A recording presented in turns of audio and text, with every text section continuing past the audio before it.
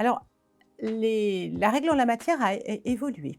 Alors jusqu'à présent, il résultait de la jurisprudence et du Code du travail qu'un salarié qui relate des faits de harcèlement moral ne peut pas être licencié pour ce motif, sauf s'il est de mauvaise foi, laquelle ne peut résulter que de la preuve de ce que le salarié connaissait la fausseté des faits qu'il a dénoncés.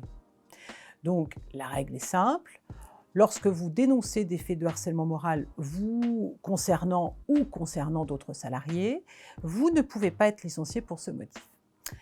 Mais néanmoins, la Cour de cassation jusqu'à présent exigeait que lorsque vous faites cette dénonciation de fait de harcèlement moral, vous deviez, dans le courrier de dénonciation, avoir qualifié les faits, c'est-à-dire avoir indiqué que vous étiez en train de dénoncer des faits de harcèlement moral vous concernant ou concernant d'autres salariés.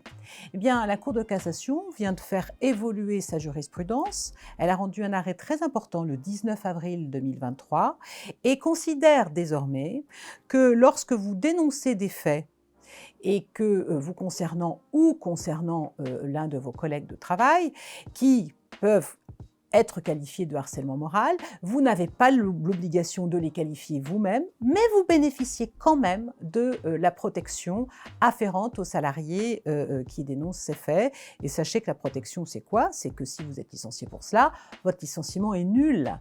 Et vous pouvez même obtenir, au regard d'annulité, la réintégration dans l'emploi si vous avez été licencié pour cela, ou alors vous pouvez obtenir une indemnisation du préjudice que vous avez subi, indemnisation qui est hors barème Macron, donc vous ne subissez pas la limitation qui a été imposée par ce barème. Donc vous devez avoir minimum 6 mois de salaire de dommages et intérêts pour la perte illégitime de votre emploi. Donc voilà. Continuez quand vous constatez vos collègues de travail ou vous-même, quand vous êtes victime de harcèlement, n'hésitez pas à dénoncer ces faits.